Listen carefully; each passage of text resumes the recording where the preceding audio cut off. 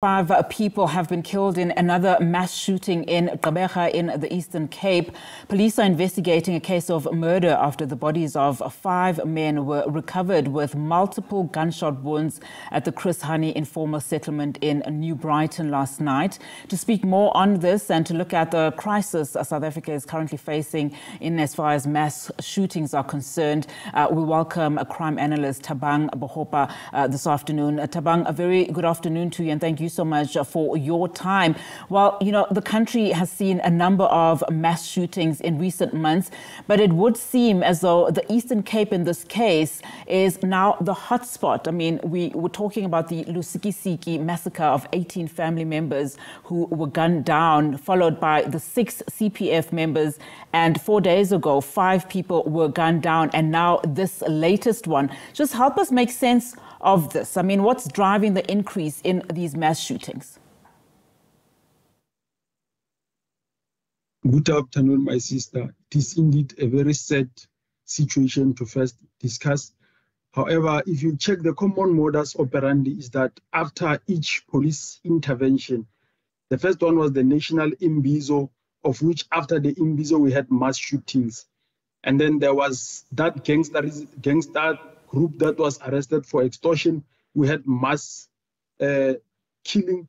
And then lately we had the 5 who were also arrested for the previous shootings. And then we now have another shooting. Actually, it's an international crime pattern whereby gangsters will always try to reiterate back by sending a message to say, we are able to counter the effect of the law enforcement.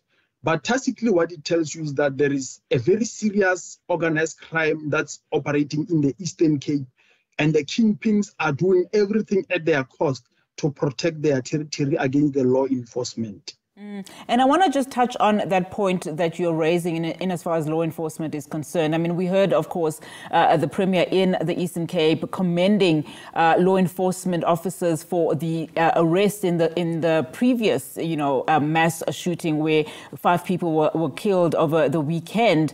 But I want us to then talk about, the shootings and how they reflect in terms of the broader issues in as far as the justice and the law enforcement system is concerned. You did touch a little bit on that early on.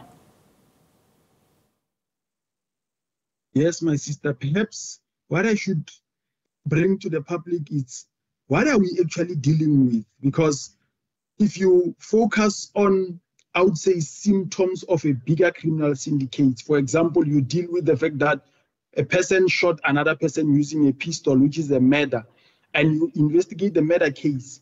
But you ignore the fact that what if the person who actually shot the person or committed the crime is an accessory after the fact or a secondary perpetrator? Who is the primary perpetrator? I would have expected the Provincial Crime Combating Forum, which is normally headed by the Provincial Commissioner of the SABC, to have already tasked so much intelligence into seeking to establish who are the main perpetrators in this crime. For example, I would have also expected a triangulation of the communication of all those 5 criminals to say they were communicating with such and such on this date. Here is the crime intelligence report to show who's giving them the mandate. Because if we now are so happy that 5 people are arrested, we focus on them, and now there's another group that's emerging to kill people in mass. We focus on that one. Another group of young unemployed inkabis, as they are called, or young criminals can be recruited to go and shoot other people at random. And we might end up not actually solving this crime pattern. What should happen? The SABC should focus on the main organized criminal activity. And a question should be asked to say, in return for what? What are these murders occurring in return for? Because the people are not murdering the people to rob them. They're not taking their cell phones. They're not taking money. But they are actually just sending a stern message to say we are actually capable of curbing these crimes. And unfortunately, especially when it happened in a predominantly rural area, the police in Eastern Cape are going to be afraid. They are going to end up not even doing the patrols at night.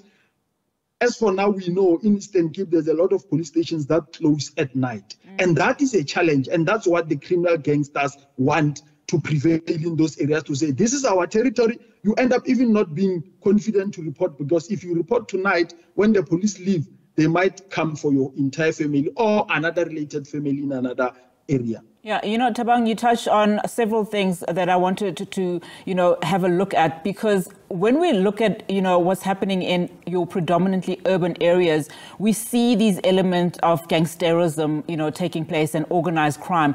But it becomes quite different when you start looking at rural areas, as you've also pointed out.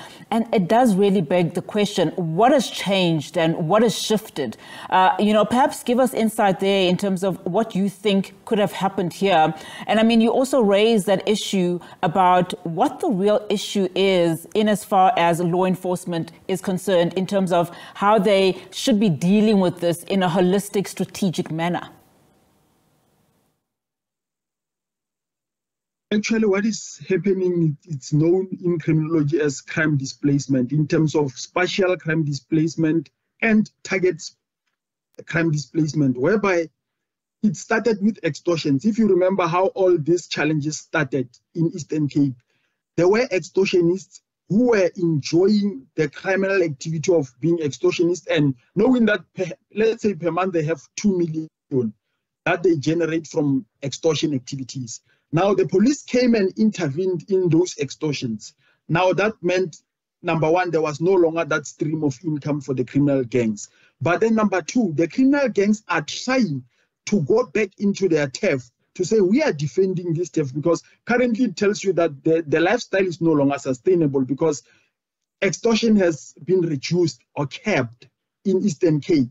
But now the kingpins of those extortion are trying to get back into the market. It's almost similar to what used to happen in the Cape Flats, whereby regardless of how much law enforcement tried to cap the issues of mass shootings and illegal possessions of firearms, the gangsters wanted to make sure that the distribution of drugs prevails and extortion prevails. So Eastern Cape, the current problem is that extortion has been kept to a particular extent, and the criminal gangs are trying by all means to gain back their territory and gain back their power so that they can continue doing their extortion. You mentioned something earlier, Thabang, as we wrap our conversation, and I want to touch a little bit about that, where you are basically saying that if these criminals are given, the leeway to continue to operate in the manner in which they are operating, it will come to a level where police are afraid to enter some areas. But I can also tell you that community members are even scared to speak out, against these criminals. But the role then of weapons, where do they get their firearms? Why is it so easy that these criminals get hold of these firearms? And some of these firearms are really specialized. I mean, can you weigh in on that? And also, is there a possibility that some of these firearms are really handed over to them by police officers themselves to a certain extent? Indeed, you are correct, my sister. The greatest problem surrounding the leak of firearms, number one, it's mainly the custodian, which is the South African Police Services, in that there is minimal control in terms of bulk firearms which are supposed to be distracted. That's the greatest cause, because if you have 500,000 firearms which are at the provincial supply chain in Eastern Cape that are due to be distracted, and minimal care is taken around making sure that each and every firearm is distracted according to procedure, they can easily leak back into the community. But then now, because it often involves high-ranking police officials, number one, low-ranking police officials are afraid to report. Because if the crime is committed by the same person that you must report to, it becomes so confusing, so complex that you cannot even get justice from that. You might even risk being dismissed from the SABC if you report that. But then also, secondly, we have other criminal gangs which operate on hijacking certain dealers of firearms. And in that, they would hijack a very big or a major supply of firearms and then store the firearms for only when they are needed. but also the black market supply of firearms is rife in South Africa. There's people who can tell you, if you are in Joburg, where you get illegal firearm. If you are in Cape Town, where can you get it? If you are in Durban, where can you go there, hire the illegal firearms and take them back after the offense? So we need crime intelligence to work with the DPCI in terms of curbing this crime of distribution of illegal firearms. But lastly, my sister, something has to happen around the DPCI, because currently, if you go to any province and you corrupt the head of organized crime, you have control of the whole province. Or if you are to collude with them, perhaps let me use the right words, if you were to collude with the head of any organized crime unit, and then you have all the control that you can do until they are moved or transferred, or an upper structure intervenes. And in this instance, an upper structure will be national, which is Dr. General Lebeya and his national team to go and intervene there in Eastern Cape. Interesting observations. Thank you so much, Thabang, for unpacking all of that for us. Thabang Bogopa is a crime analyst.